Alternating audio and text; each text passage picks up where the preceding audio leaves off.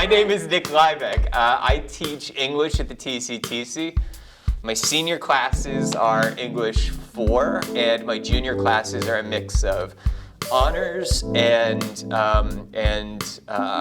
college credit plus classes. So college writing 1, and I teach a film and literature class here as well. I went to the University of Pittsburgh for my undergrad. That's where I majored in creative writing and history. After I graduated and wasted my life for a bunch of years, I decided to get a teaching certificate as well. I did that through Notre Dame College in Cleveland, not that Notre Dame. And I got my master's in English from the Youngstown State University. Why do I teach? So you're asking me, why do I teach? I think I'm actually having a hard time coming up with an answer to that question, which for me kind of implies the answer to the question. Like, I can't imagine myself doing other things, which I'll grant may be a failure of imagination, but it's something that's so kind of ingrained in me that it is what I do and am, even when I'm not teaching. Like, you should feel bad for my 2 kids.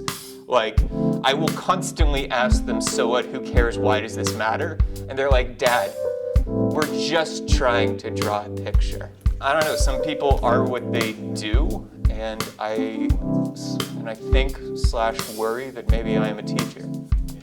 How long have I been teaching?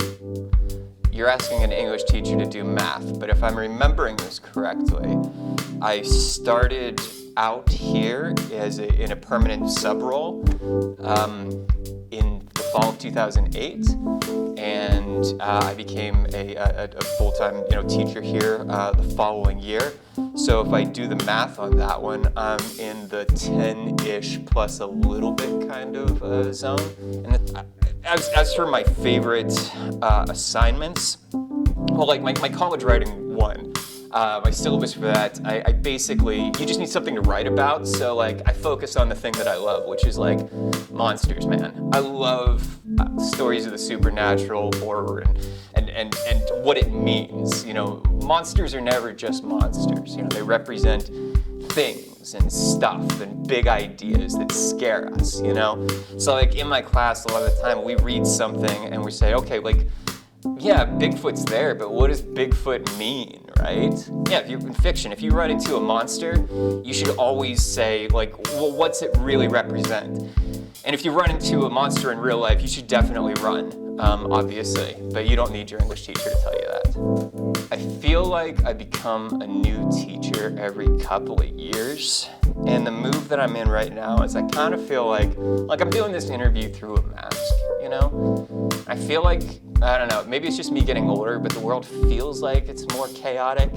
So like me in the last couple of years, I don't know, I feel like teaching is one place, like, I'm trying to err on the side of kindness, open-mindedness, listening, and creating not a calm space, because that's impossible for me. I'm pretty high-strung. But like a place where students can be and exchange ideas and treat each other like human beings.